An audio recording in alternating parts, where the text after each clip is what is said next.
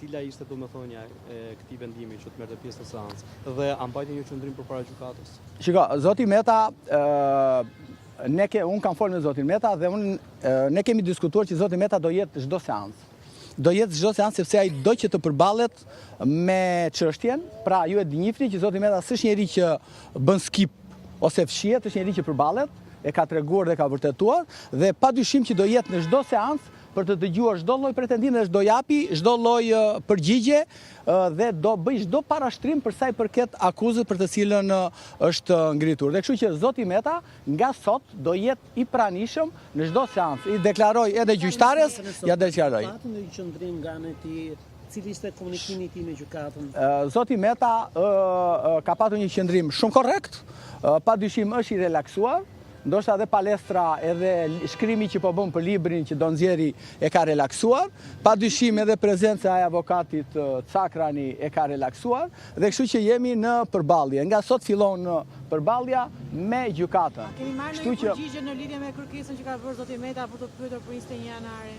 Ne po presim, kemi dërguar para 2 ditësh kërkesën prokurorit zotit mos gaboj Alfred Sheut dhe ne jemi në pritje të një përgjigje nëse zoti Sheut do ta zbardhi nga persona të cilët kanë ndjeni realisht për atë ngjarje, ai do jetë në dispozicion të jap shpjegimet e tij dhe ju e dini që shpjegimet e zotit Meta janë shpjegime jo vetëm me fjalë, por janë shpjegime të cilat do i pasqyroj edhe me prova, me akte, ndoshta edhe me dokumenta të cilat deri sot nuk janë bërë publike për shkak të konfidencialitetit të tyre, të rëndësisë të tyre, sepse dokumentat ka disa dokumenta që janë sekret, edhe sekret shtetëror, po deshët ju, që aksesin për to i ka vetëm organi procedurës, dhe kështu që të jeni të bindur, sepse nuk askush nuk e ka thirrë zotin Meta, askush nuk ka pasur dëshirë për ta zbardhur këtë, po ju thash që zoti Meta ka avokat Kujtim Cakranin, i cili është transparent dhe me ju sot këtu,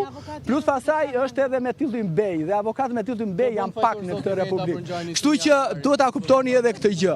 Prandaj dhe unë ju uroj 28 nëntori në ditën e pavarësisë dhe lirisë së shqiptarëve dhe një ditë të bukur dhe do shifemi në datën 5. Zoti Meta bën fajtor ata cilët janë aty në video, në audio edhe në të gjitha dokumentat e shkretës janë aty.